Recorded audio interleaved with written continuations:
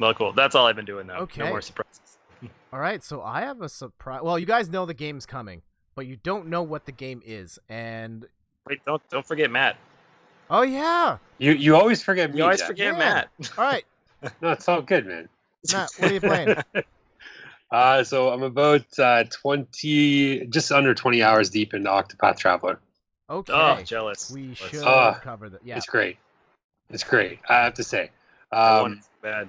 I know it's honestly, even on the small screen on the Switch, it looks fantastic. On the big screen, it looks great.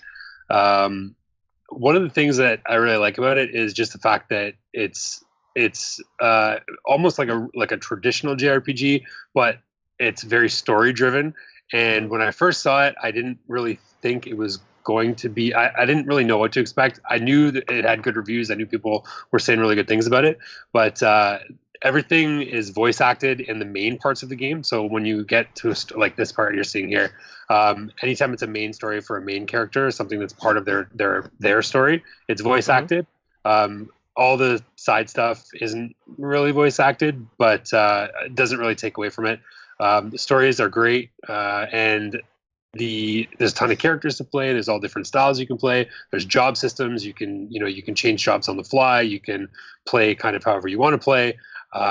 You've got like every character has their own sort of special moves. So for instance, Cyrus is like a scholar, like a teacher kind of character, and he can analyze enemies before you fight. So you'll see there it says there's vulnerabilities for each enemy. So if you strike them with what they're vulnerable with, you do more damage, or you can the idea is to break the enemy. So they have the shield with the number beside them, and if you hit them with whatever they're vulnerable with enough times, or the number of times it's in the shield, you break them and they become sort of they're stunned for a move or whatever. So at the beginning you kind of use that, and you sort of get used to it, but then it really takes place when you start fighting the bosses and they start charging up for a giant attack, or they start charging up for something that's really going to hurt your party, and you end up having to try and hit them all at the same time with all the stuff that's going to stun them, so that you can get their shield down and break them, so that it stops them from using that attack, so it interrupts them. And then there's all different ways to fight things. So at one point, I was up against a boss and I couldn't beat it, so I went back and I changed my job and I sort of switched around my weapons, went back and tried it and ended up beating him. So it's just great that way. Nice. The one thing, well, there's a couple of small issues that I found with it. One of them is just that I always find that the trash kind of battles in between, when you're traveling to different cities and stuff, they don't feel like trash battles. They're actually difficult. Okay. So going from place to place, you just assume that you'll, especially when you're sort of over leveled for the area, you're just going to kill everything and there's not going to be any challenge going through. But every sort of battle that you get into along the way poses some sort of difficulty. So you're not just going to wipe your way through the battles. One of my guys has a move now that sort of attacks everybody, and it's really powerful, and you can charge up your moves. So it's helping sort of get through the kind of trash along the way.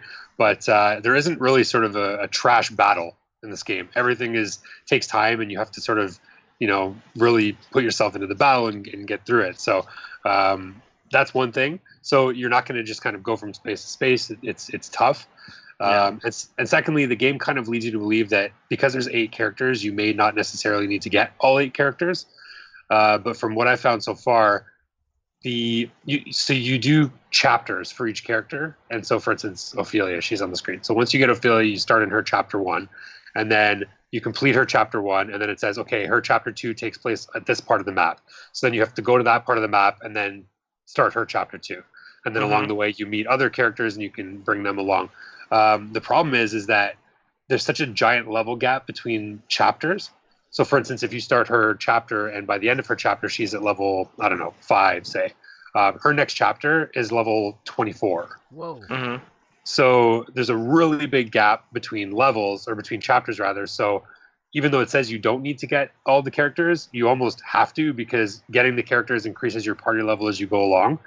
And you really don't have a choice. Like, there's not really, and aside from just running around and fighting random battles for hours and hours, there's not really any way to get your characters up 20 levels before you start the next chapter, other than getting the other characters and going through their original chapters. So yeah, it is grindy, but definitely worth it. And when you start doing the chapters and you get the stories, they're definitely worth it. So Nice. it's really good. Yeah, really good, really well done.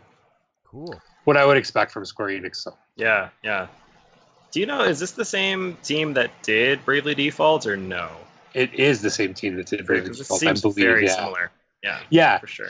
It is similar to Bravely Default. I think it's a little bit more fleshed out than Bravely Default was, at least the first one. I played a bit of the second one, End Layer, but this one, yeah, it's pretty good. It still seems a little bit empty when you're not in chapters. So when you're just kind of doing your own thing, there are characters to talk to, and each of your characters has things they can do. So they can steal from people, or they can influence people for information, to find hidden items in towns and things like that. But other than that, it's kind of like you go into a town, you do all the options available to all the non-player characters, and then you start a chapter. And then once the chapter starts, you get a great story. But then once the chapter's done, it's kind of back to the grind until you go to the next place. So it could have, I don't know, there could have been a little more in between. But all in all, it's really, really good experience.